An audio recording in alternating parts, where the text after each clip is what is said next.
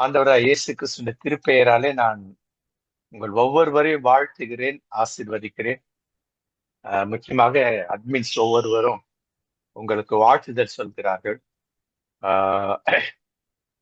ஆஹ் இந்த இந்த இந்த வகுப்போட நம்ம பழைய ஜூம் மீட் வந்துட்டு க்ளோஸ் ஆயிடும். அடுத்த வியாழக்கிழமை, அடுத்தது அந்த திங்கட்கிழமை வரானிங்களா முதல் இது.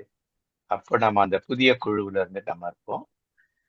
இந்த குழுக்கு சட்ட திட்டங்கள் உண்டு, அது நாம் தெரியும். தொடர்ந்து 3 வகுப்புகள் கண்டிப்பாக ஃபீட்பேக் கொடுத்து ஆகணும். 5ல ஏதாவது ஒன்று ஃபீல் பண்ணணும். ஆனா 5ல எது ஃபீல் பண்ணாலும் ஒரு ஃபீட்பேக் கண்டிப்பா கொடுக்கணும். காலேஜ், கல்லூரி நல்ல ஃபீட்பேக் கொடுக்கணும். எக்ஸாம் மாதிரி சிம்பிளா கொடுக்கணும். அதை கொடுத்துருக்கோம். அது தொடர்ந்து 3 இல்லைன்னா அவருக்கு ஒரு இன்ஃபர்மேஷன் போகும். அதன் பிறகு அவங்க குழுவிலிருந்து அவர்கள் பெயர்கள் வருத்தத்தோடு நீக்கப்படுவார்கள். பிறகு அவர்கள் கேட்டுக்கொண்டால் பிறகு திரும்ப இணைத்துக் கொள்வோம். இதை நாம் மனதில் கொள்வோம். நாங்க 30 பேர் இருந்தா போறோம்னு நினைச்சு இதை பண்ணணும். கிட்டத்தட்ட 78 பேர் மேல வந்துட்டாங்க. அத்தனை பேரை இருந்தா நல்லாதான் இருக்கும். இருந்தாலும் கண்டிப்பாக இது இது வந்து வகுப்பு. சோ அதை மனதில் கொள்ளுங்கள், ஜெபியுங்கள். தொடர்ந்து அட்மின்ஸ்களுக்காக ஜெபியுங்கள். பாடங்களை நாங்கள் எடுக்கிறோம். இன்றைக்கு பாடம் வந்து நமக்கு எடுக்கிறவர் வந்துட்டு பென்சாமையா இல்லைங்களா? பென்சாமையா வந்து நம்முடைய அட்மின்ல ஒருத்தர். அவர் தான் இந்த எலக்ட்ரானிக்ஸ் கம்யூனிகேஷன் இதுல இன்னொரு விஷயத்துல அதெல்லாம் பண்றவர் தான். டவுன்லோட் பண்ணி அப்லோட் பண்றதெல்லாம் அவர் தான். சகோதரி புனிதாவுக்காக ஜெபிப்போம். அவங்க சுகம் இல்லாம அவங்க தான் கம்யூனிகேஷன் டிபார்ட்மெண்ட். அவங்க ஸ்டான்லி ஐயாவும் புனிதா ஐயாவுக்காக ஜெபியுங்கள். டேவிட் ஐயாவுக்காக ஜெபியுங்கள். டாக்டர் ஐயாவுக்காக ஜெபியுங்கள். அட்மின்ஸ் ஒவ்வொருத்துக்காக ஜெபியுங்கள். இப்ப நேரடியாக நாம பென்சாம் ஐயாவுடைய அவருடைய கரங்களில் கொடுப்போம். இன்றைக்கு அவர் இயேசுவை குறித்து, இயேசு வந்து உலக மீட்பரா அல்லது யூதர்களுக்கான மெசியாவா அப்படிங்கிற அந்த தலைப்புல இன்னைக்கு எடுக்கிற நல்ல ஒரு இறையியல் அனுபவம் பெற்றவர், எம்டிஎஸ் பண்ணவர் இல்லையா? ஹீப்ரு வரை தனியா படிச்சுட்டு இருக்காரு. அதுவும் மெயின் லைன் பைபிள் காலேஜ்ல இல்லைங்களா பண்றாரு அவரு. குருகுல், சென்னையில இருக்க குருகுல் தியாலஜிக்கல் செமினரியில அவரு பண்ணிட்டு இருக்கிறாரு. Diploma in PG diploma course. அது actually post graduate diploma in Hebrew. அதை முடிச்சுட்டு அவர் post graduate diploma in Greek கூட பண்ண இருக்கிறார். சோ அவரிடத்தில் நாம் அர்ப்பணிப்போம். அவர் இந்த நேரத்தை பொறுப்பெடுத்துக் கொள்வார். ஐயா, ஓவர் டு யூ ஐயா. Thank you. God bless you. Thank you ஐயா. கிளியரா கேக்குது இல்லையா? ஸ்கிரீன் ரொம்ப தெரியுது கிளியரா இருக்கு. கிளியரா இருக்கு ஐயா. ஆண்டவராகிய இயேசு கிறிஸ்துவின் நாமத்திலே உங்கள் அனைவரையும் வாழ்த்துகிறேன். ஜிபிசி குடும்பத்தின் சார்பாக ஒரு அட்மினாக நாங்கள் உங்கள் அனைவரையும் வரவேற்கிறோம். இந்த இந்த இந்த பாடத்தை முதல் முறை எடுக்க ஒரு நோக்கம் என்னன்னா, நம்மளுடைய ஆசிரியர்கள் ரவீந்திரன் ஐயா மற்றும் டேவிட் ஐயா அவங்களுடைய உந்துதலின் பேரில் மற்றவர்களும் நம்ம பாடம் எடுக்கணும் அப்படிங்கிற சீஷத்துவத்தை மையப்படுத்தி நாம் அனைவரும் ஒருவரிடம் மற்றவரிடம் என்று கற்றுக்கொள்ள வேண்டும் என்ற அந்த நோக்கத்தோடு நம்ம அந்த இதை தொடங்கணும். அப்போ அட்மின்ல அடுத்து முதல்ல நம்ம டாக்டரையா எடுத்தாங்க மெடிசனை பத்தி. அப்ப அடுத்தவங்க யாரும் எடுக்கிறதுக்கு இது பண்ணும் பொழுது நான் முன் வந்தேன். மற்றவர்களும் தொடர்ந்து முன் வரணும். அது அட்மின்ஸ் மாத்திரம் இல்லை, மற்ற மாணவர்களும் தங்களுக்கு தெரிந்த அந்த இறையியல் அனுபவத்தை சரியான கோணத்துல, இறையியல் கோணத்துல அந்த பாடத்தை எடுக்கணும் அப்படிங்கிற ஒரு அந்த ஜிபிசியோடைய ஒரு பெரிய அந்த இலக்கை நோக்கி நம்ம பயணித்து கொண்டு இருக்கிறோம். டேவிடையா சொல்லும் பொழுது அடுத்த கட்ட தலைவர்களையும் அடுத்த கட்ட ஆசிரியர்களையும் நம்ம தொடர்ந்து உருவாக்கி கொண்டே இருக்க வேண்டும் அப்படிங்கிற அந்த அந்த நோக்கத்தோடு நம்ம இந்த தொடர்ந்து இதை நான் இது பண்ணுவோம். என்னுடைய பாடம் அப்படிங்கிறது வந்து இயேசு யூத மேசியாவா, ஒரு நிமிஷம்,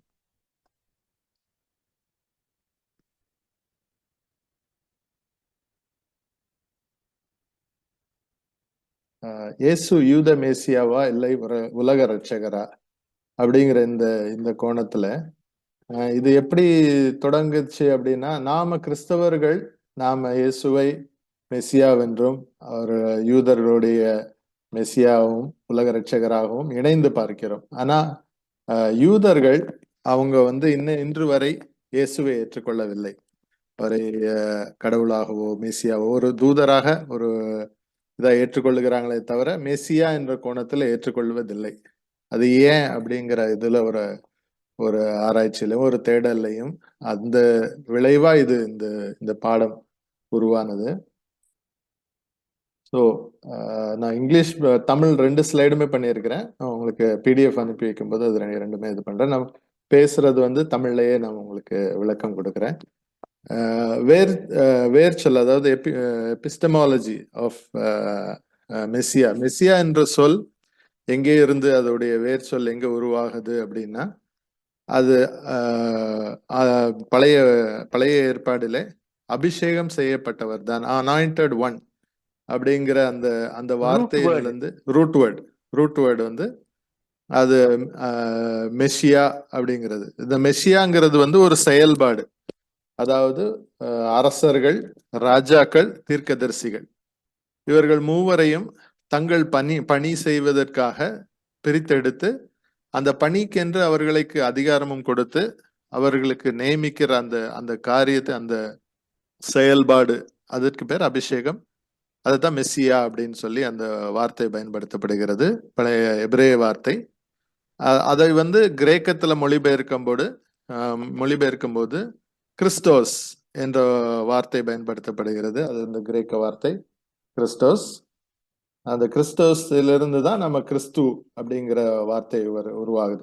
அப்ப அந்த கிறிஸ்து அப்படிங்கிறது வந்து இயேசு பெருமானுக்கு இருந்த பெயரா அவர் வாழ்ந்த காலத்துல அவர் பிறந்த காலத்துல இருந்து என்று பார்த்தால் அது கிடையாது. அவருக்கு பின்பாகவும் அவர் வாழ்ந்த கடைசி அவர் ஊழியத்தின் காலத்திலும் அவருக்கு பொதுவா அதிகமாக பயன்படுத்தப்பட்டது அவர் பரமேறி சென்ற பொழுது அந்த காலங்களிலே பயன்படுத்தப்பட்டது இந்த கிறிஸ்டோஸ் என்ற வார்த்தை. இயேசு கிறிஸ்து, அதுதான் இயேசு கிறிஸ்து என்று இணைந்து அது பயன்படுத்தப்பட்டது. இப்போ 3 நிலைகளிலே அந்த அனாயிண்டிங், அது மெஸ்ஸியா அப்படிங்கிறது எந்தெந்த வசனங்கள் யாரெல்லாம் அபிஷேகம் பண்ணினார்கள் அப்படின்றதுல முதலாவது அரசனின் அபிஷேகம். அரசனை எப்படி அபிஷேகம் பண்ணது? 1 சாமுவேல் 10:1 அவர் தாவீது சவுல் முதலாவது அரசன், அவர் அபிஷேகம் பண்ணப்படுகிறார். சாமுவேல் அபிஷேகம் செய்கிறார். அந்த அந்த அந்த இடத்துல அந்த அந்த வார்த்தைக்கு மெஸ்ஸியா அப்படின்ற இது பயன்படுத்தப்படுகிறது. அது அந்த இதுல வந்து அடிக்குறிப்புல கூட கூறப்பட்டிருக்கிறது, அவர் வந்து தன்னுடைய ஜனங்களை பிற நாட்டு மக்களிடமிருந்து வல்லமையிலிருந்து அவருடைய ரட்சிப்பார் அப்படிங்கிறது.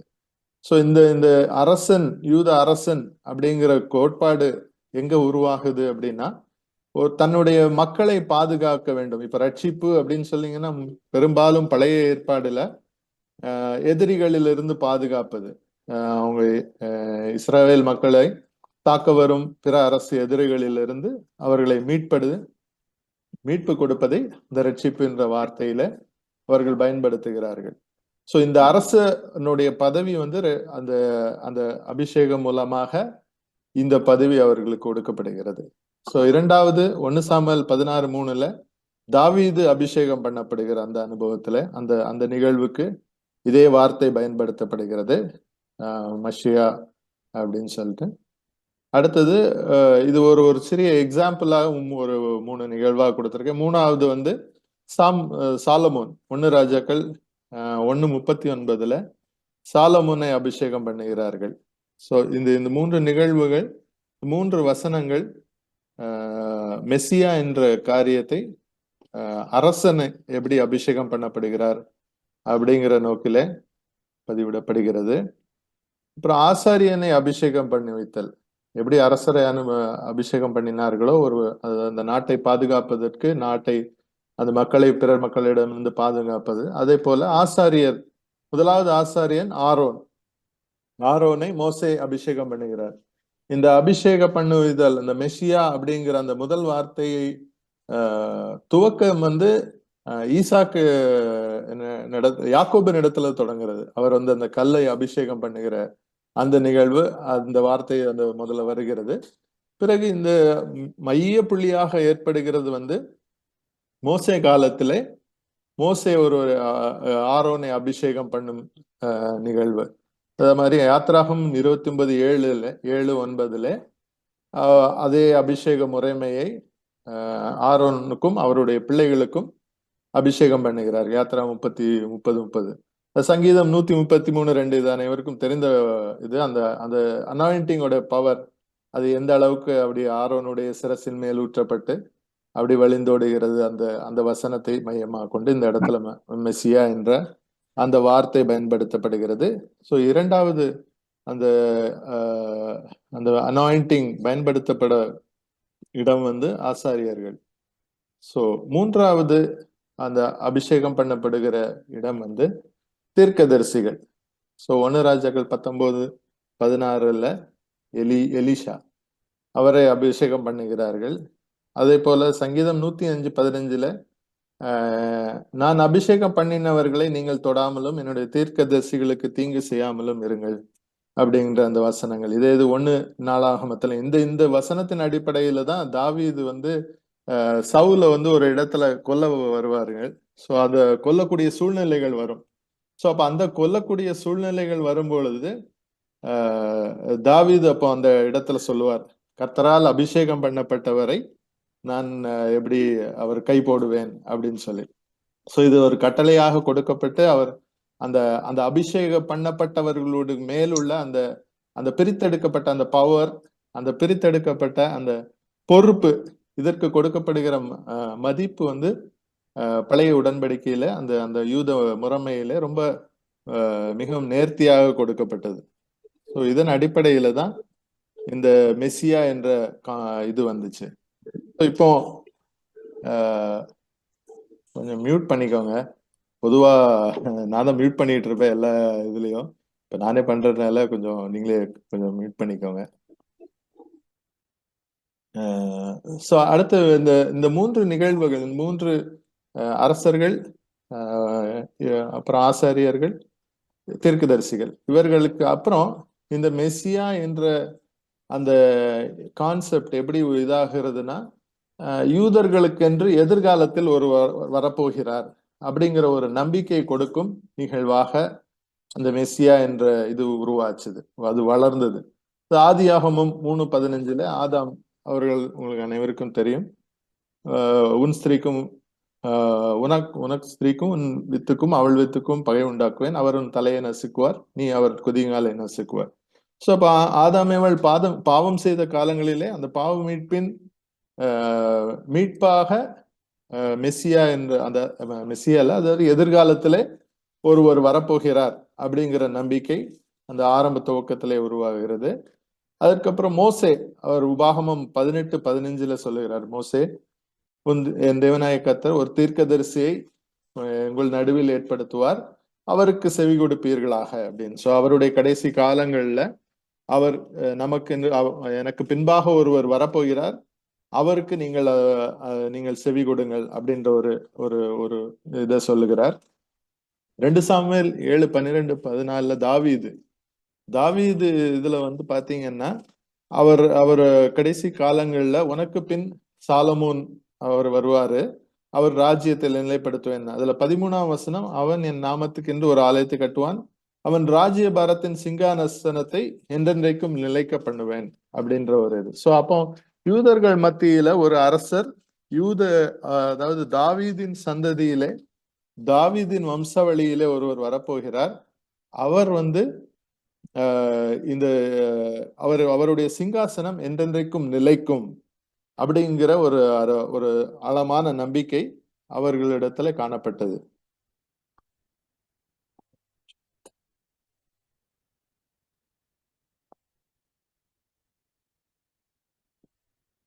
அப்புறம் அடுத்த மேசியா எதிர்பார்ப்பு ஏசாயா 7:14-15.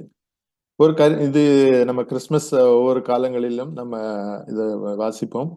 அதுல வந்து ஒரு கன்னிகை கர்ப்பவதி ஆகி ஒரு குமாரனை பெறுவாள், அவருக்கு இம்மானுவேல் என்று பெயரிடுவாள் என்று.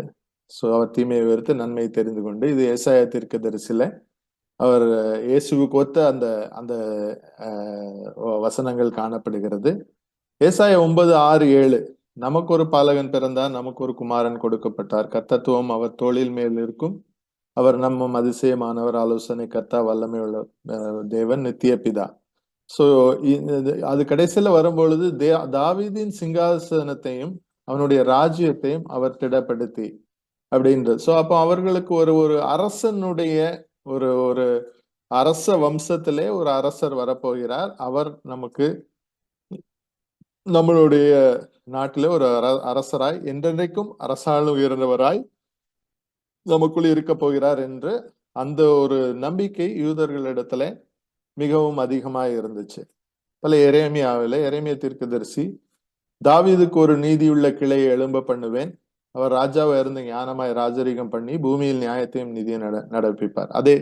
அதே கான்செப்ட்ல நீங்க வாசிப்பீங்க. தானியேல் தீர்க்கதரிசி, இது வந்து தானியேல் தீர்க்கதரிசி இவங்க பாபிலோனுக்கு போயிட்டு திருப்பி வந்த காலங்களுக்கு பிறகு உருவான அந்த நம்பிக்கையின் அடிப்படையில இது இடத்துல தெளிவாக மனுஷகுமாரனுடைய சாயலாக ஒருவர் வானத்து மேகங்களுடனே வந்தார், அவர் நீண்ட ஆயுஸ் உள்ளவர், சகல ஜனங்களும் ஜாதியாரும் பாஷைக்காரரும் அவரை சேவிக்கும்படி அவருக்கு கர்த்தத்துவமும் மகிமையும் ராஜரிகமும் கொடுக்கப்பட்டது.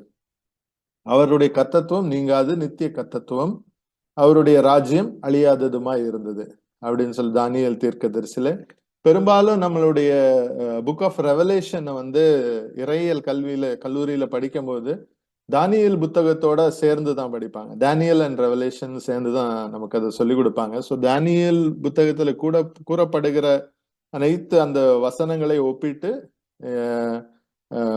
வெளிப்படுத்தின விசேஷத்தையும் ஒப்பிட்டு அதை வந்து பிரசங்கம் செய்வார்கள், அதை வந்து போதிப்பார்கள். சகரியா 9:9 கழுதையின் மேலும் கழுதை குட்டியாக மரியின் மேலும் ஏறி வருகிறவருமாய் இருக்கிறார். இது வந்து நம்ம ஓசன்னா அந்த பாம் சண்டேவுடைய ரிமெம்பரன்ஸா இந்த காரியங்கள் வருகிறது. சோ இப்போ வந்து இத்தனை வசனங்கள் அவர்களுக்கு ஒரு ஒரு ஒரு அரசர் நம்மை ஆள போகிறார், ஒரு நம்ம நம்ம இதை மீட்டு தரப்போகிறார் அப்படிங்கிற ஒரு பெரிய ஆழமான நம்பிக்கை கொடுத்திருந்தாலும் அதனுடைய முதல் துவக்கம், அதாவது ரொம்ப மையமான துவக்கம் அப்படின்னு பாத்தீங்கன்னா ஆபிரகாம் மூலமா தான் வருது. சோ ஆபிரகாமின் ஆசீர்வாதம் அது கடவுள் அவருக்கு கொடுக்கும்போது ஆதியாகமம் 12:2 அதுல பார்க்கும்போது, நான் உனக்கு உன்னை பெரிய ஜாதியாக்கி உன்னை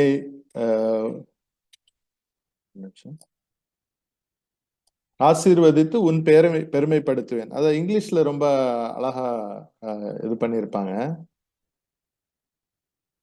So I will make you into a great nation and I will bless you.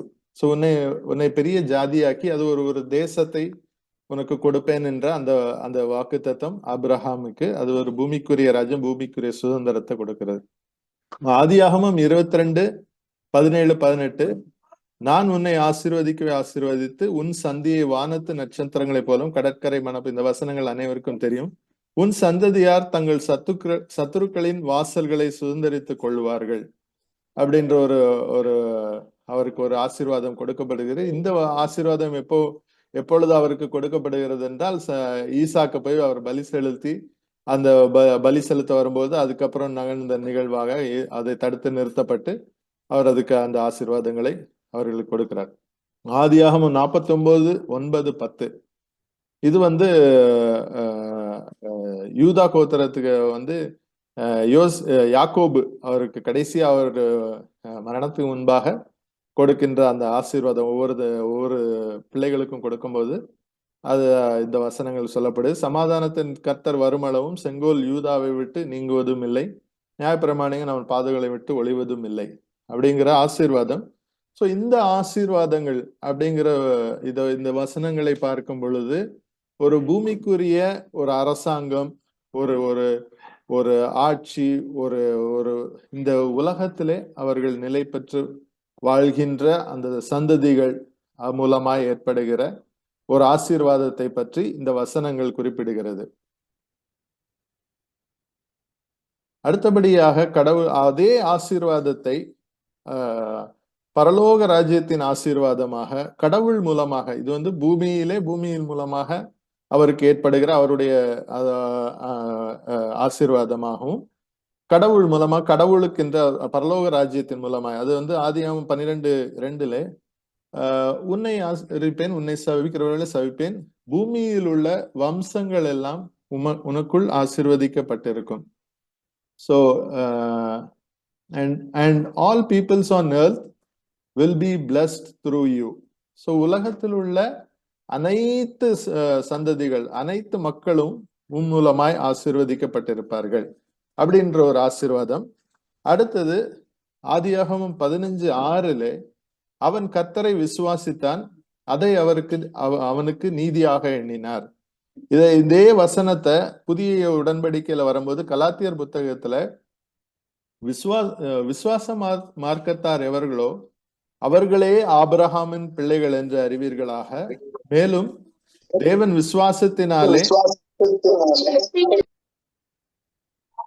விசுவாசத்தினாலே புறஜாதிகளை நீதிமான்களாக்குகிறார் என்றும் வேதம் முன்னாக கண்டு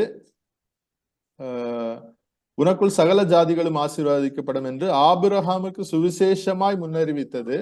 அந்தபடி விசுவாச மார்க்கத்தார் விசுவாசமுள்ள ஆபிரகாமனுடனே ஆசீர்வதிக்கப்படுகிறார்கள். அதுக்கு அடுத்த கலாத்தியர் 3:16 ஆபிரகாமும் அவனுடைய சந்ததியிலும் வாக்குத்தத்தங்கள் பண்ணப்பட்டன, சந்ததிகள் என்று அநேகரை குறித்து சொல்லாமல் உன் சந்ததிக்கு என்று ஒருவரை குறித்து சொல்லுகிறது, அந்த சந்ததி கிறிஸ்துவே. சோ அப்ப இந்த ஆசீர்வாதம் இந்த சந்ததி அப்படின்னு வரும்பொழுது, அபிரகாம் அவர் விசுவாசத்தினாலே நீதிமானாக எண்ணப்பட்டார்.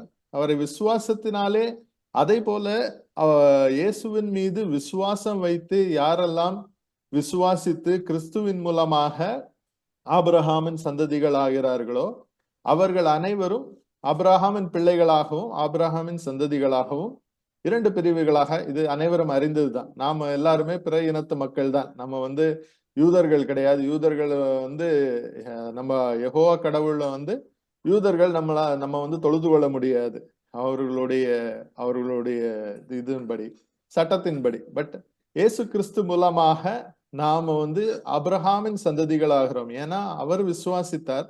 அந்த விசுவாசத்தின் அடிப்படையிலே நாமும் கிறிஸ்துவை விசுவாசிக்கும் பொழுது அந்த கிறிஸ்துவின் மூலமாக அந்த ஆசீர்வாதம், உலகம் எங்கிலும் பூமியில் உள்ள வம்சங்கள் எல்லாம் ஆசீர்வதிக்கப்படும் அப்படிங்கிற அந்த ஆசீர்வாதம் அவருக்கு கடவுள் மூலமாக ஏற்படுகிறது. தொடர்ந்து நாம பார்க்கும் பொழுது ரோமர் 4:16 சுதந்திரமானது கிருபையினாலே உண்டாகிறபடிக்கு அது விசுவாசத்தினாலே வருகிறது.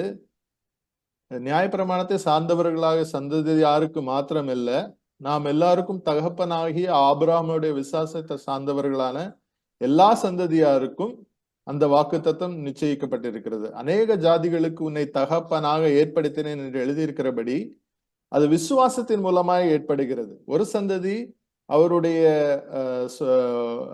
சரீரத்தின் மூலமாக, அது அடுத்த வசனங்கள் வரும். கலாத்தியர் 3:26 நீங்கள் எல்லாரும் கிறிஸ்து இயேசுக்குள் ஒன்றாயிருக்கிறீர்கள், ஆபிரகாமின் சந்ததியாரும் வாக்குத்தத்தின்படி சுதந்திரமாய் இருக்கிறீர்கள். சுதந்திரம்னா இன்ஹெரிட்டன்ஸ். சோ அவருக்கு ஆபிரகாமுக்கு இன்ஹெரிட்டன்ஸா கொடுக்கப்பட்டது உங்களுக்கு கொடுக்கப்படுகிறது அப்படின்னு சொல்லிட்டு, அது மாதிரி நாம வாக்குத்தத்தின் பிள்ளைகளா இருக்கிறோம். எப்படி அவர்கள் ஒரு சரீரத்தின் மூலமாக, அதாவது ரோமர் 9:8 அது எப்படி என்றால், மாம்சத்தின் பிள்ளைகளானவர்கள் தேவனுடைய பிள்ளைகள் அல்ல, வாக்குத்தத்தத்தின் பிள்ளைகளானவர்களே அந்த சந்ததி என்று எண்ணப்படுகிறார்கள். சோ அப்ப வந்து அவர்கள் மாம்சத்தின் மூலமாக, அதாவது ஆபிரகாம் சாராளுக்கு பிறந்த சந்ததிகள். நாம வந்து விசுவாசத்தின் மூலமாக இயேசு பெருமான் மூலமாக நம்ம ஆபிரகாமின் சந்ததிகளாக நாம அந்த அந்த அந்த ஆசீர்வாதத்துக்குள் பங்கடைகிறோம். அதாவது இயேசு பெருமான் மூலமாக விசுவாசம், அவர்கள் மூலமாக அவர்கள் மாம்சத்தின் மூலமாக யூதர்களுடைய வம்சம் அப்படிங்கிற அந்த நிலைப்பாட்டுக்குள்ளாக நாம் 2 விதமான ஆசீர்வாதங்களை நாம் பார்க்கிறோம். ஒன்று, அவர்களுக்கு மாம்சத்தின் மூலமாக இந்த தேசத்தை பெற்றுக்கொள்ள வேண்டும், இந்த தேசத்தை ஆளுகை செய்ய வேண்டும் என்று.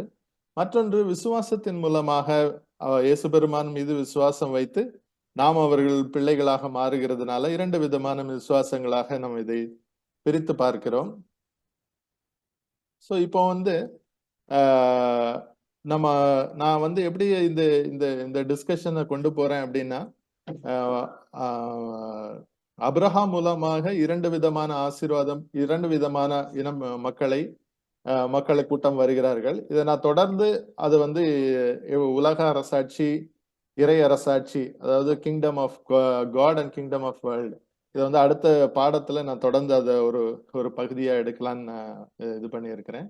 ஏன்னா இயேசு பெருமான் வரும்பொழுது kingdom of God is at near, உங்களுடைய தேவனுடைய ராஜ்யம் சமீபித்திருக்கிறது அப்படின்னு யோவான் ஸ்நானகன் போதிச்சது. அதுக்கப்புறம் அதை வந்து தொடர்ந்து இயேசு பெருமான் அதை போதிக்கிறாரு. ஸோ அதனுடைய ராஜ்யம்னா என்ன அப்படிங்கிறத காரியத்தை பத்தி அடுத்து நான் அதை தொடர்ந்து இதை கொண்டு போகலான் இருக்கிறேன். அடுத்தபடியாக இந்த யூதர்களுடைய நம்பிக்கை அவர்களிடத்துல ஏற்பட்ட காலம் எப்படி ஏற்பட்டுச்சு? முதலாவது வந்து ஒரு அபிஷேகிக்கப்படுகிற அந்த நிகழ்வு, 3 அரசர்கள் இவங்களெல்லாம் அபிஷேகம் பண்ணுகிறார்கள். அடுத்தபடியாக அவர்கள் சாலமோன் அந்த 2 தேவாலயம், ஒன்று முதல் சாலமோன் தேவாலயம், அதுக்கப்புறம் நம்ம நெஹெமியா காலத்துக்கு ஏரோது காலங்கள்ல அந்த கட்டப்பட்ட தேவாலயம், 2வது தேவாலயம். ஸோ அப்போ ஒரு தேவாலயம், 2வது தேவாலயம். இந்த முதல் தேவாலயத்திலே அவர்களுக்கு இருந்த நம்பிக்கைகள் பற்றியும், 2வது தேவாலயத்தில் இருந்த நம்பிக்கைகள் பற்றியும், அதாவது யூதர்கள் மத்தியிலே அந்த 1400 வருட அந்த பழைய உடன்படிக்கையில என்னென்ன நம்பிக்கைகளிலே சில மாற்றங்கள், என்னென்ன நம்பிக்கைகள் ஏற்பட்டது, அதை வந்து ஒரு இதா நம்ம இது பண்ணியிருக்கோம். அது முதலாவது ஆலய காலம், அதாவது சாலமோன் காலத்துல அவர்களுக்கு வந்து காஸ்மாலஜி, அதாவது இந்த உலகத்தினுடைய அது படைப்பு எப்படி நம்பிக்கை இருந்துச்சு, இதை நீங்க பார்த்திருப்பீங்க. இந்த இந்த டயக்ராம் வந்து பிப்ளிக்கல் காஸ்மாலஜி அப்படின்னு சொல்லிட்டு டேவிட் ஐயா பாடம் எடுத்தாங்க. ஸோ அந்த அந்த இதுல உள்ள இந்த இது, ஸோ இந்த நம்பிக்கை தான் அவங்களுக்கு அந்த ஆரம்ப கட்ட காலத்துல அவர்களுக்கு இருந்தது. ஸோ அது எப்படின்னா, முதலாவது தேவாலய காலம் 1000 முதல் 586. இந்த காலகட்டங்களிலே அவர்களுக்கு இருந்த நம்பிக்கை எப்படின்னா, ஒரு மனிதன் பிறக்கிறான், அவனுக்கு வந்து மரணம்ங்கிறது, அவன் மரித்த உடனே பாதாளம், ஷியோல் என்ற ஒரு எபிரேய வார்த்தையில ஷியோல் என்ற இடத்திற்கு அவன் செல்கிறான். அது வந்து எங்க இருக்குன்னா, பூமிக்கு அடியிலே இந்த பாத்தீங்கன்னா உங்களுக்கு தெரியும், ஷியோல் என்ற இடம் இருக்குது.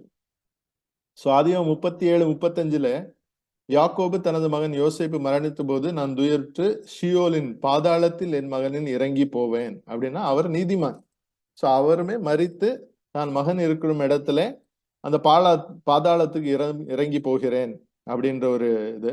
யோபு 10:21-22 காரிருளும் மரணாந்தகாரமும் இருண்ட தேசமும், இருள் சூழ்ந்த ஒழுங்கில்லாத மரணாந்தகாரம் உள்ள தேசமும், ஒளியும் இருளுமாக தேசம் போனால் திரும்பி வராத தேசத்துக்கு நான் போகும் முன்னே அப்படின்னா, யோபுவும் அவர் ஒரு தேசத்துக்கு போகிறார். அந்த தேசம் வந்து பாதாளத்திலே இருண்டு அந்த தேசமா இருக்கிறது. ஸோ இந்த நம்பிக்கை தான் இருக்குது. இதை வந்து நான் இன்னும் பிப்ளிக்கல் காஸ்மாலஜி ரொம்ப டீட்டெயிலா இன்னும் கொஞ்சம் அடுத்த டாபிக்ல எடுக்கலான்னு நான் தீர்மானிச்சிருக்கிறேன். ஏன்னா வசனங்களின் அடிப்படையில இது எப்படி நம்பப்படுகிறது அப்படின்னு. ஸோ இப்ப இவங்களுக்கு இருக்கிற நம்பிக்கை என்னன்னா, மனிதன் பிறக்கிறான், அதோடு மரித்து போகிறான். இவர்களுக்கு அந்த மறுபிறப்பு, அந்த காலங்களில் முதல் தேவாலய காலங்களிலே அவர்களுக்கு மறுமை வாழ்க்கை பற்றிய அந்த உயிர்த்தெழுதல் பற்றிய நம்பிக்கை கிடையாது. இதுக்கு ஒரு இம்பார்ட்டன்ட் ப்ரூஃப் என்னன்னா, இந்த சதுசேயர்கள், இவங்க சதுசேயர்களுக்கு வந்து இந்த நம்பிக்கை கிடையாது. நீங்க இயேசுவின் காலத்திலேயே பார்த்திருப்பீங்க, சதுசேயர்கள் இந்த நம்பிக்கையற்றவர்களாய் பல கேள்விகள் கேட்பாங்க. ஒரு 5 பெண்களை மணந்திருப்பாரு, ஒரு பெண் வந்து 5 பேரை மணந்திருப்பாரு, அப்ப யாரு அங்க போய் கணவனா இருப்பாங்க அப்படின்ற கேள்விகள்லாம் வரும். ஏன்னா அவங்களுக்கு வந்து மறுமையை பத்தி நம்பிக்கை கிடையாது.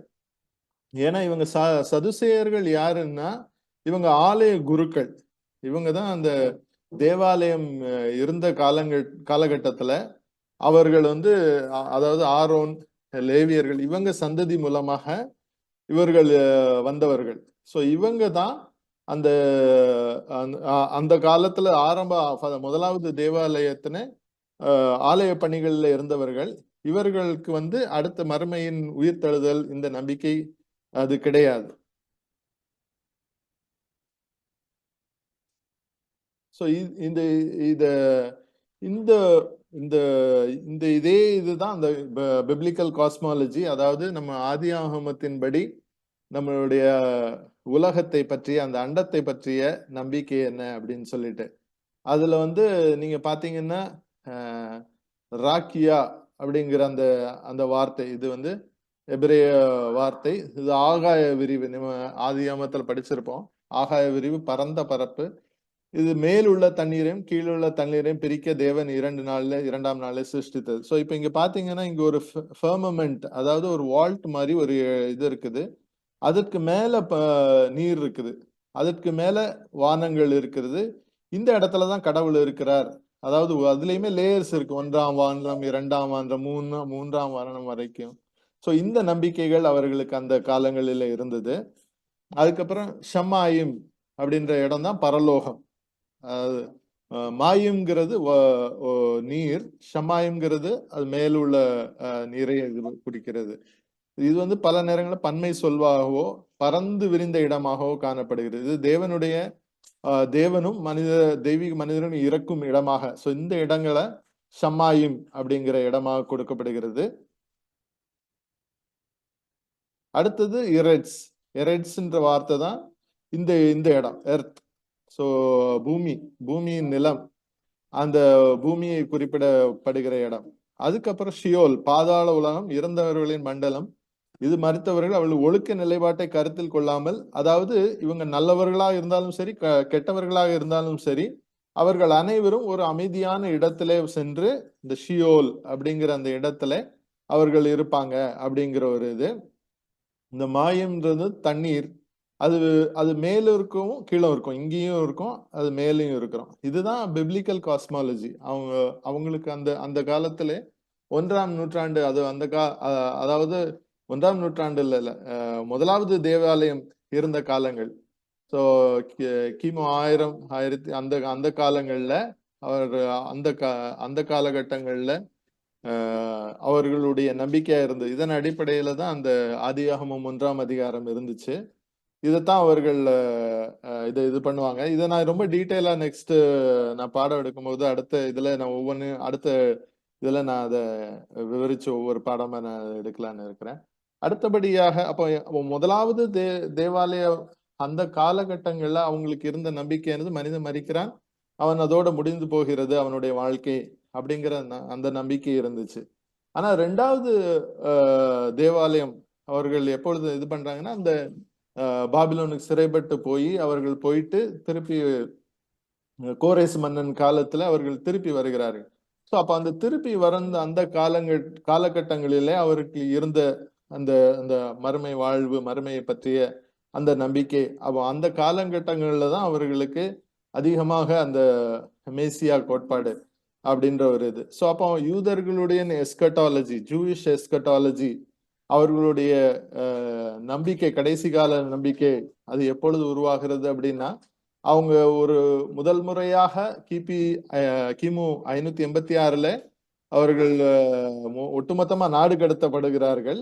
நாடு கடத்தப்பட்டு இப்போ மறுபடி வருகிறார்கள். மறுபடி வந்தாலும் அவர்கள் மற்ற நாடுகளின் ஆளுகை கீழே தான் இருக்கிறாங்க. அதாவது பெர்சிய பேரரசின் கீழே தான் அவர்கள் ஆட்சியில இருக்கிறாங்க. ஸோ அப்போ வந்து அவர்களுக்கு உருவாகிற அந்த நம்பிக்கை வந்து நமக்கு ஒருவர் வருவார், அதாவது எப்படி மோசே காலத்துல சொல்லப்பட்டதோ நமக்கு ஒரு அது மாதிரி பிற்காலத்துல ஒரு தாவீதின் சந்ததியில ஒரு வருவார், வந்து நம்மளுக்கு நாட்டை மீட்டு கொடுப்பார் அப்படிங்கிற நம்பிக்கை வலுப்பெற்ற காலம் வந்து 2வது தேவாலய காலம். ஸோ அந்த காலகட்டத்துல தான் ஓலம் ஹசே, ஓலம் ஹபா அப்படிங்கிற 2 விதமான ஒரு உலக நம்பிக்கை. அதாவது ஓலம் ஹசே, ஓலாம்னா ஏஜ், அதாவது வாழ்க்கை, அதாவது திஸ் டைம் அப்படிங்கிறது. ஹசே அப்படிங்கிறது வேர்ல்டு, இந்த உலகம், இப்போ நம்ம பிசிக்கலா நாம இப்போ வாழ்ற உலகம்.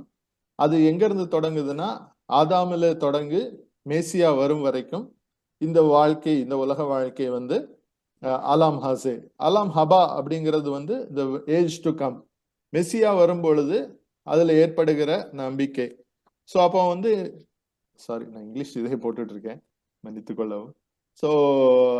ஸோ அந்த ஓலாம் வரவிருக்கும் மறுமை வாழ்க்கை. சோ இத பத்தி ஒலாம் ஹபா சொல்லுகிறது. ஒலாம் ஹசே வந்து நடப்பு காலத்துல உள்ள அந்த வாழ்க்கையை பத்தி சொல்லுகிறது. சோ இந்த ஒலாம் ஹாசே அப்படிங்கிற இந்த இந்த வாழ்க்கையுடைய இதுல வந்து மனிதன் சமூக யதார்த்தங்கள், சவால்கள், அவர்களை அந்த அந்த காரியங்கள்ல உலகத்துல வாழ்கின்ற ஏற்படுகிற சவால்கள், அவர்கள் சந்திக்க வேண்டிய போராட்டங்கள், இது எல்லாத்தையும் இந்த உலகத்துல அனுபவிப்பார்கள் அப்படின்னு ஒரு மரபுபடி 6000 ஆண்டுகள் இந்த இந்த உலக இது இருக்கும். அதாவது ஒலாம் ஹசே வந்து 6000 ஆண்டுகள் அந்த இது இருக்கும் அப்படின்னு. இந்த சாயே ஷா அப்படிங்கிற வார்த்தை இது எபிரேய பதத்துல இது என்ன சொல்லுதுன்னா, இந்த இந்த முதல்ல ஒலாம் ஹசேங்கிறது வந்து என்னன்னா ஒரு நிலையற்ற வாழ்க்கை, தற்காலிக வாழ்க்கை அப்படிங்கிறது. அதுக்கப்புறம் அடுத்த வந்து சாயே ஒலாம்ங்கிறது வந்துதான் நித்திய ஜீவன், ஒரு ஒரு நன்மையை யூதர்களுக்கு நன்மையான காலம் ஏற்படுகிறது அப்படிங்கிறத அந்த குறிக்கிறது. ஸோ இப்போ இந்த இந்த காலகட்டங்கள் இந்த இந்த இதோட இதை பார்த்தீங்கன்னா அப்படியே பார்த்தீங்கன்னா நம்மளுடைய கிறிஸ்தவ நம்பிக்கை, அதாவது எஸ்கட்டாலஜிக்கல் பிலீஃப் இருக்கும். ஆனால் அதுல சில மாற்றங்கள். இது வந்து பியூர்லி ஜூயிஷ் யூதர்களுடைய கடைசி கால நம்பிக்கை. இது வந்து எங்க அப்படின்னா தானியேல், எசேக்கியேல், தானியேல் புத்தகங்கள், எரேமியா புத்தகங்கள், இந்த இடத்துல இருந்து இது வந்து இது பண்ணும். இது வந்து நான் ரொம்ப டீட்டெயிலா நான் இப்போ வந்து ஒரு இன்ட்ரடக்ஷன் தான் கொடுக்குறேன். அந்த இன்ட்ரடக்ஷன்ல என்னென்ன நான் அடுத்த இதுல எடுக்க போறேன் அப்படிங்கிறத நான் கூறுறேன். அதுல வந்து இந்த முதலாவது தேவாலயத்தை முடிஞ்சு ரெண்டாவது தேவாலயத்துல ஓலாம் ஹசே, ஒலாம் ஹாபா, இந்த யூத அவர்களுடைய கடைசி கால நம்பிக்கைகளை பற்றி ரொம்ப இன்னும் கொஞ்சம் வசனங்களின் அடிப்படையில் டீட்டெயிலா நம்ம அதை அடுத்து எடுப்போம். ஸோ இப்போ அதை பார்த்தீங்கன்னா இது ஃபாலுங்கிறது மனிதன் அவன் வீழ்ச்சி அடைகிறான். ஆதாம் வீழ்ச்சி அடைந்ததுல இருந்து அப்ரஹாம் வரைக்கும் 2000 அந்த காலங்கள் வந்து எமே தொகு என்ற அந்த வார்த்தையின் மூலமாக இதெல்லாம் அடுத்த பாடங்கள்ல நம்ம தெளிவாக நான் அதை எடுப்பேன். அப்ரஹாம் முதல் மெஸ்ஸியா வரைக்கும். அப்புறம் மேசியா, அதுக்கப்புறம் இதுல வந்து கொஞ்சம் ஒரு கிறிஸ்தவ இறையியல் அந்த காரியங்கள் வந்திருக்குது. ஏன்னா சஃபரிங் சர்வெண்ட், அதுக்கப்புறம் யாஹ்வே 1000 வருடம், இது எல்லாமே வந்து இந்த நம்மளுடைய இது சேர்ந்து அதுல அந்த இறையியல்ல நம்மளுடைய வெளிப்படுத்தின இறையியல் வெளிப்படுத்தினது வந்து யூத இலக்கியம். அதுல வந்து பியோர் யூதர்களுடைய நம்பிக்கை இதுதான். இந்த ரிசரக்ஷன், மெஸ்ஸியா வரும்பொழுது ரிசரக்ஷன் காலங்களுக்கு அப்புறம் ரெண்டா இது பண்ணுது, பாரடைஸ் ஜின்னான்ற இது வரும். ஸோ இப்போ இந்த காலங்கள், இந்த ரெண்டாவது தேவாலய காலத்துல பரிசேயர்கள் இருக்கிறாங்க. இவங்க பரிசேயர்கள் யாருன்னா, முதலாவது தேவாலயம் இடிக்கப்படுகிறது. அந்த முதலாவது தேவாலயம் இடிக்கப்பட்டு இவர்கள் அந்த 70 வருஷம் அங்க பாபிலோன்ல இருக்கும்போது, பாபிலோன் அப்புறம் மெதியா பெர்ஷியா அந்த அந்த ஆட்சியின் கீழே இருக்கும் பொழுது இவர்களுக்கு ஒரு அந்த அந்த அவருடைய ஆன்மீக சக்தி, அவங்களுடைய ஆன்மீகத்தை மீட்டெடுப்பதற்காக அது ஆலயம் இல்லாதபடியினாலே உருவானவர்கள் தான் இந்த பரிசேயர்கள். ஸோ இவர்கள் குருக்கள். அதுதான் பிற்காலத்து பரிசேயர்கள் தான் பிற்காலத்துல ரபிமார்களா உருவாகி அந்த ரபாய் ட்ரெடிஷன் உருவாகி கிபி 70ஆம் நூற்றாண்டுல அந்த 2ஆம் தேவாலயம் இடிக்கப்பட்ட காலத்துக்கு பிறகு அது வந்து ரபாய் ட்ரெடிஷனா அப்படியே தொடர்ந்து வளருது. ஸோ இந்த பரிசேயர்கள் முதலாவது எப்போ உருவாகிறாங்க அப்படின்னா, அவர்கள் வந்து இந்த 70 கால சிறைப்பட்டு போனதுக்கு அப்புறம் அவர்கள் வருகிறார்கள். ஸோ இப்ப இவர்களுக்கு தான் அந்த நம்பிக்கை, உயிர்த்தெழுதல் நம்பிக்கை உண்டு. ஸோ உயிர்த்தெழுதலின் நம்பிக்கை, வரப்போகும் மேசியா, இந்த காலங்கள், ஒலாம் ஹசே, ஒலாம் ஹபா, இந்த உயிர்த்தெழுதல், இந்த நம்பிக்கைகள் எல்லாம் 2ஆம் தேவாலய காலத்திலே அவர்களுக்கு உருவானது. சோ இப்ப வந்து இந்த இந்த 2 நம்பிக்கைகளையும் நாம் பார்த்துவிட்டு, ஒரு யூத மேசியா, ஒரு யூதர்கள் நம்பின மேசியா அவர் என்னெல்லாம் செய்வாரு அப்படின்ற அவர்களுடைய நம்பிக்கை என்ன இருக்கிறது அப்படின்னா, யூத மக்களை, இஸ்ரவேல் தேசத்தை மீட்டெடுப்பாரு. அவர்களை வந்து இஸ்ரவேல் தேசத்துக்கு பல நாடுகள் கிபி 70ஆம் நூற்றாண்டுக்கு அப்புறம் 1948 தான் யூதர்கள் திரும்பி வந்தாங்க. ஸோ அவர்களை வந்து மீட்டெடுத்து அவர்களுடைய இது பண்ணுவாங்க. இப்பவும் யூதர்களை பார்த்தீங்கன்னா இஸ்ரேல் தேசம் உருவாயிருச்சு 1948. ஆனா அந்த அந்த ஆர்த்தடாக்ஸ் ஜூயிஷ் பீப்புள், அவர்கள் யூதர்கள் என்ன பண்றாங்கன்னா, இன்னும் போய் அந்த இடிக்கப்பட்ட தேவாலயத்தின் முன்பாக பண்ணி ஜெபம் பண்ணி மேசியா வருவதற்காக அவர்கள் வேண்டிக் கொண்டிருக்கிறார். அதற்கு காரணம் என்ன வேணும்னா, அவர்கள் யூத தேசத்துக்கு வந்தாலும் மெசியா என்ற ஒரு அரசன் அவர்களுக்கு வரல.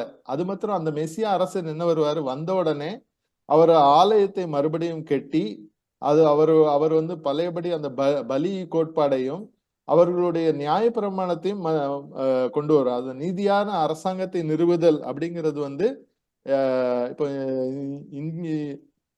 அவர்களுக்கு வந்து அந்த மித்ஸ்வா அப்படின்னு சொல்ற அந்த அந்த நியாயப்பிரமாணத்தின் சட்டத்தின் கீழே அந்த எருசலேம் மாத்திரம் இல்ல, உலகம் முழுவதும் அவர் அந்த அரசாட்சியை கொண்டு வருவார் அப்படின்றது. அதுக்கப்புறம் அவர்களுக்கு அந்த அந்த மெஸ்ஸியாங்கிறவர் வந்து கடவுளுடைய மகனாகவோ கடவுளாகவோ அது வருவதில்லை. அவர் ஒரு மனித அரசனாகவும் ஒரு தீர்க்கதரிசியாகவும் இருப்பார் அப்படிங்கிற நம்பிக்கையை கொண்டு இது பண்றாங்க. அதுக்கப்புறம் அவர் நிறுவுகிறது வந்து முழுக்க முழுக்க உலகத்திலே உள்ள ஆட்சி. எருசலேமை அது சயோனை தலைநகரமாக கொண்டு அந்த இடத்துல உலகம் முழுவதும் ஆட்சி செய்வார் அப்படின்ற பூலோக ஆட்சியை பத்தி அவர்களுக்கு அந்த யூத மெஸ்ஸியா நம்பிக்கை அவர்களுக்கு இருந்தது.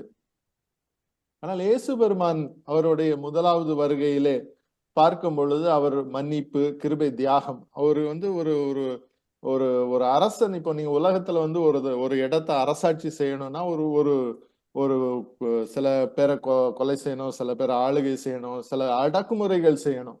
அப்படி இருந்தால்தான் அது அந்த ஆட்சியை நிலைப்படுத்த முடியும். ஆனா அது அது இல்லாம இயேசு பெருமான் மன்னிப்பை பத்தி பேசுறாரு, கிருபையின் பத்தி பேசுறாரு, தியாகத்தை பத்தி பேசுறாரு. அதுக்கப்புறம் அந்த அந்த கடைசி காலங்கள்ல அந்த அந்த தேவாலயத்தை இடிக்கப்படும் தீர்க்க தரிசனமா உரைக்கிறாரு. அவர் வந்து அது மாதிரி பலி பலி ஆராதனை அவர் காலங்களுக்கு பின்பாக தான் ஒளிந்து விட்டது. சோ அது அந்த அந்த இது வந்து கம்ப்ளீட்லி அவங்களுடைய மெஸ்ஸியா நம்பிக்கைக்கு முற்றிலும் மாறான காரியத்தை இயேசு பெருமான் செய்கிறார். அதே போல அவருடைய ஆட்சியை பத்தி அவருடைய இதை பத்தி பேசும் பொழுது அவர் ஆன்மீக, அதாவது ஆத்மா பற்றிய அவருடைய ஆட்சியை பற்றி பேசுகிறார். தேவனுடைய ராஜ்யம் பரிசுத்த ஆவி மூலமாக தேவனுடைய ராஜ்யத்தை நிறுவுகிறார். அதாவது உள்ளான மனிதநிலை மாற்றம். அதனாலதான் என்னன்னா, இப்ப விபச்சாரம் என்று வரும்பொழுது அந்த விபச்சாரம் செயலில் இல்ல, அந்த விபச்சாரம் அந்த சிந்தனையிலே உள்ளான மனிதனில அந்த தாட் இது பண்ணி உருவாகி அந்த அதை வந்து அங்கே செய்யும் பொழுது அந்த தாட் வரும் பொழுதே நீங்க பாவத்துல வீழ்ந்துடுறீங்க அப்படிங்கிற ஒரு இதை கொண்டு வர்றாரு. இது எங்க இருந்து உருவாகுது அப்படின்னு பாத்தீங்கன்னா, நீங்க லாஜிக்கலி பாத்தீங்கன்னா ஒரு இப்போ உலகத்துல காண்கின்ற அனைத்தும் உலக பொருட்கள் எல்லாமே பாத்தீங்கன்னா கடவுளால் படைக்கப்பட்டது. இந்த கடவுளால் படைக்கப்பட்டது எப்படி அப்படின்னு பாத்தீங்கன்னா, கிரியேஷன் எக்ஸ் நிஹிலோ, அதாவது ஒன்றுமே இல்லாததுல இருந்து கடவுள் படைத்தார்.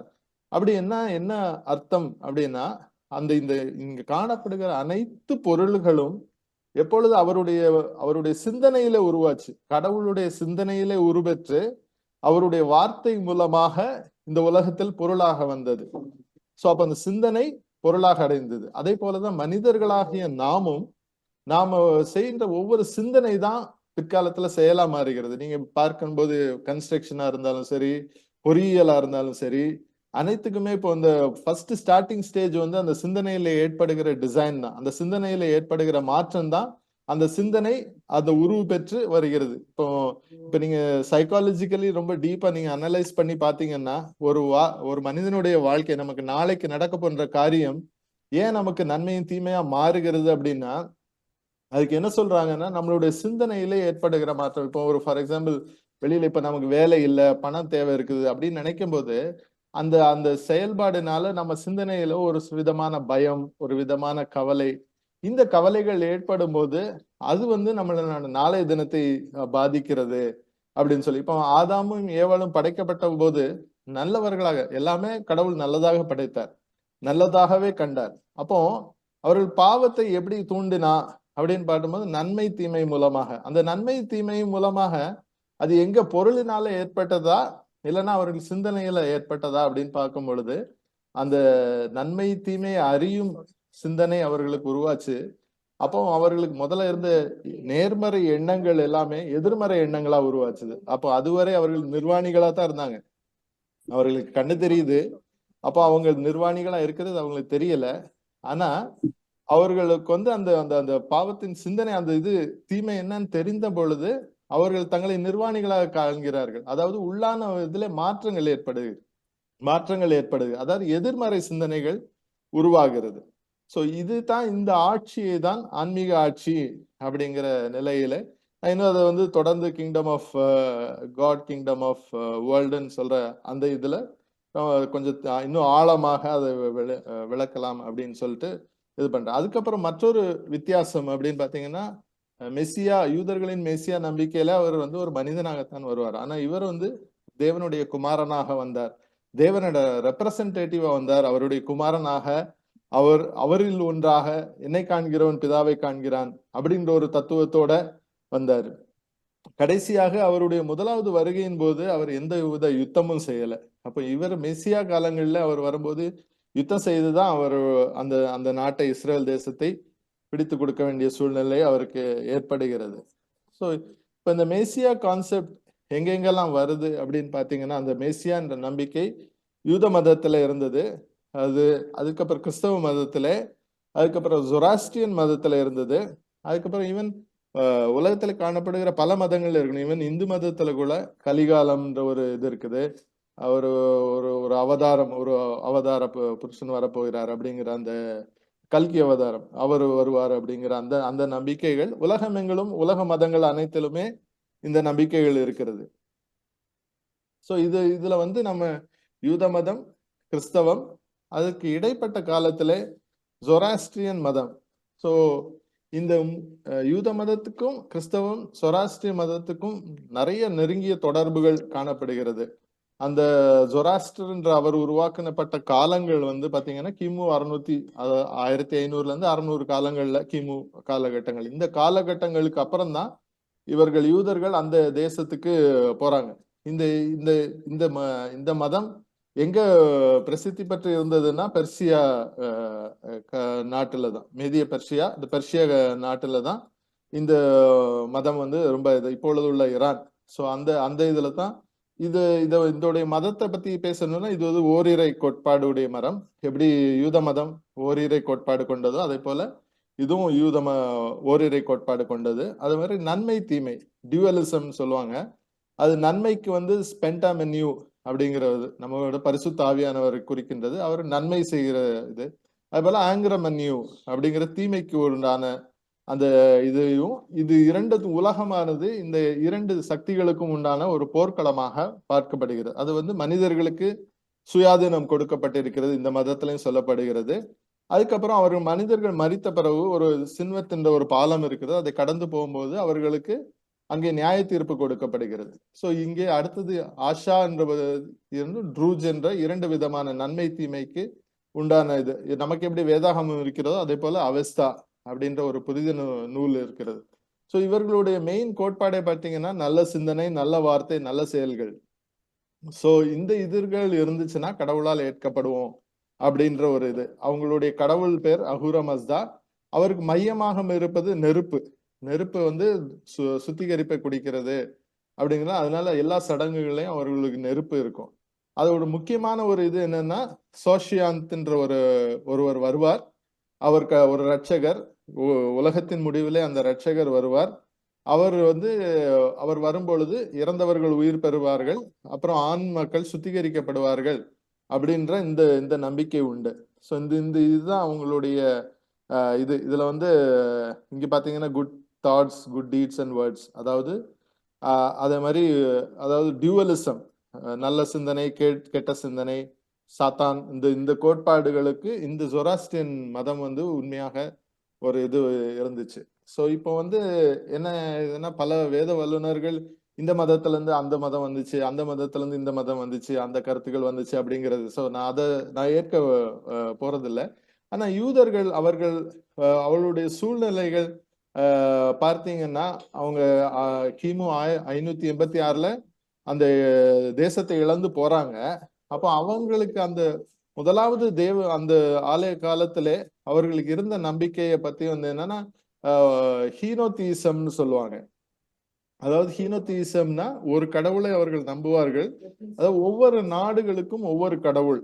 அதே மாதிரி அது யெகோவா கடவுள் வந்து யூதர்களுக்கு, அதுக்கப்புறம் பாகால், அதுக்கப்புறம் அஸ்தரோத்து, ஒவ்வொரு பிரதேச கடவுள்கள். சோ அப்ப அந்த நாடை ஒரு நாடு ஜெயிக்கும் பொழுது அந்த கடவுள் அந்த அந்த நாடை ஜெயித்தார் அப்படிங்கிற அந்த நம்பிக்கை வரும். சோ அப்போ அவர்கள் வந்து பாபிலோனிய அரசன் அவர்கள் ஜெயிச்சு வரும்போது அவர்களுடைய கை உருங்குது, அவருடைய கடவுள் நம்பிக்கை வலுப்பெறுகிறது. கடைசியா அவர்கள் வரும்போது பெர்சியா இதுலதான் அவங்க மாறுறாங்க. சோ பெர்சியா காலங்கள்ல வரும்பொழுது பெர்சிய நம்பிக்கைகள் மதம் வந்து ரொம்ப ஒரு பிராட் மைண்டட் மதமா இருந்தது. அதான் கோரேஸ் வந்து அவர் வேற ஒரு இது கொரேஸ கூட மெஸ்ஸியா அப்படின்ற ஒரு வார்த்தைகள் வரும். என் தாசனாகிய கோரேஸ் அப்படின்னு சொல்லிட்டு பைபிள்ல வருது.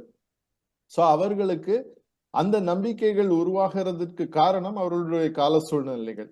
அந்த இடத்துல அவர்கள் அடிமைப்பட்டு போகும்பொழுது அவர்களுடைய கடவுள் பெரியவர் என்ற அந்த இது வரும்பொழுது அவர்களுக்கு உள்ள என்ன இதுனா தன்னுடைய கடவுளை விட்டுல அவங்க அந்த அந்த இது நாட்கள் முடிஞ்சு திரும்பி வரும்போது அவங்களோட மொழியில கூட மாற்றம் ஏற்படுவது. பலியோ ஹீப்ரு இருந்துச்சு, அதுக்கப்புறம் அரமேய மொழியோட கலந்துதான் இப்போ இந்த கிளாசிக்கல் ஹீப்ருன்னு எல்லாம் பாக்குறோம்ல. இது எல்லாமே அரமேயிக் மொழி தான். அரமேயிக் மொழி வந்து பர்ஷியா அந்த அந்த மொழி. சோ அவங்க மொழியில மாற்றங்கள், அவருடைய சிந்தனையில மாற்றங்கள், நம்பிக்கையில மாற்றங்கள், இது எல்லாமே அவர்களை மேம்படுத்தியது. ஆனா என்னன்னா அவங்க அப்படியே காப்பி அடிச்சாங்க, இந்த மதத்துல இருந்து அந்த மதம் வந்துச்சு அப்படிங்கிறது கிடையாது. அதோடைய இன்ஃப்ளூயன்ஸ் தங்களுடைய நம்பிக்கையிலே அவர்கள் வந்து யூதர்கள் ரொம்ப ஸ்மார்ட்டா அததான் சொல்லுவாங்க. அந்த ஆதியாகமம் 1-12 வந்து அவர்கள் வந்து மறுபடியும் வந்து அவர்கள் அதை ஏற்படுத்தினார்கள் அப்படின்ற அந்த இது இருக்கும். இதை வந்து நம்ம தொடர்ந்து இத அடுத்த பாடங்கள்ல நம்ம இத பத்தி யோசிப்போம். என்னுடைய முதல் பாடம் இன்ட்ரோடக்ஷன்ல இது ஒரு மையமாக நான் கேட்கக்கூடிய கேள்விகள், ஒவ்வொரு கேள்விகள் என்னன்னா, கிறிஸ்தவர்களாகிய நாம் கேட்க வேண்டிய கேள்விகள் என்ன அப்படின்னா, ஏன்னா இந்த காலங்கள்ல இஸ்ரேல் தேசத்தை மையப்படுத்தி இஸ்ரேல்ல நடக்கின்ற யுத்தம், அங்க நடக்கின்ற கொலைகளை மையப்படுத்தி பல விதமான கிறிஸ்தவர்கள் அதுக்கு சப்போர்ட் பண்றாங்க. இது முற்றிலுமாய் இயேசு பெருமானுடைய தத்துவத்தை மத்தேயு 5:6-7க்கு முற்றிலுமான அகைன்ஸ்ட் ஆனது. சோ அப்போ வந்து நாம கிறிஸ்தவர்கள் என்ன கேட்க வேண்டும் அப்படின்ற ஒரு ஒரு சிறிய தாட்டோட நான் இதை முடிக்கலாம் அப்படின்னு பாக்குறேன்.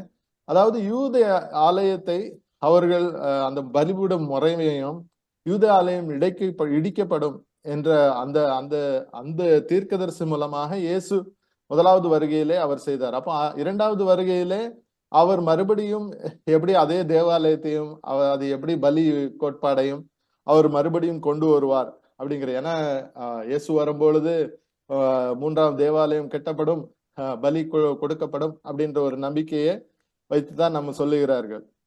அதுக்கப்புறம் அவர் இப்போ இஸ்ரேல் தேசத்திலே ஒரு தேசம் உருவாகிறதுக்கு போர் தான்.